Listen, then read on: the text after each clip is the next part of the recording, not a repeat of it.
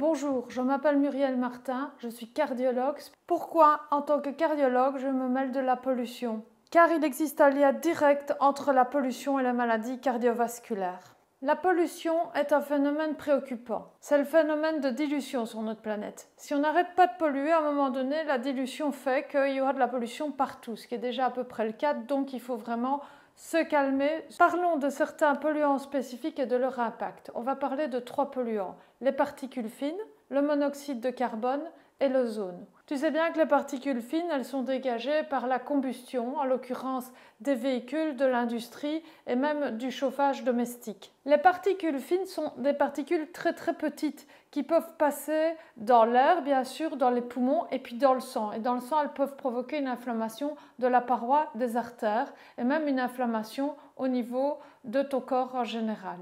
Deuxièmement, le monoxyde de carbone, qui est aussi un produit de la combustion, surtout des produits fossiles, va également passer dans tes poumons et au niveau de ton sang et inflammer la paroi des artères. Troisièmement, l'ozone. Tu sais bien que surtout quand il fait chaud, il y a augmentation de l'ozone dans l'air et ça c'est aussi un polluant qui est mauvais, qui va passer surtout premièrement par tes poumons et puis également dans le flux sanguin. Je voudrais juste te parler déjà d'une pollution auquel je suis particulièrement sensible, c'est les particules fines qui viennent du plastique. Et Coca et Pepsi ont fait leur première bouteille en plastique en 1970, donc ça fait 50 ans qu'on est en train d'encrasser toute la planète. Les microparticules de plastique, donc déjà le plastique, outre du fait que c'est affreux, c'est dégueulasse de voir ça dans la nature partout, dans nos océans, c'est qu'on ne sait pas encore à l'heure actuelle s'en débarrasser, ça met énormément de temps. Mais c'est que ces microparticules, si tu veux, elles passent dans notre sang et elles vont provoquer une inflammation systémique de la paroi artérielle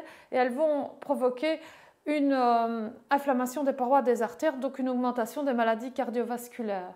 Tu sais très bien qu'en cas de forte chaleur, il y a plus d'accidents cardiaques. Déjà, le sang, si la personne se déshydrate, il devient plus épais. Donc, il y aura plus de problèmes de caillots. Si le sang est plus épais, il va plus facilement se boucher dans une artère. Raison pour laquelle, quand il y a des marathons et des gens qui se déshydratent, ils peuvent faire un problème cardiovasculaire. Mais je pense que chacun doit se limiter au niveau de la consommation plastique. S'il ne le fait pas pour la planète, pour les autres, qu'il le fasse pour lui-même.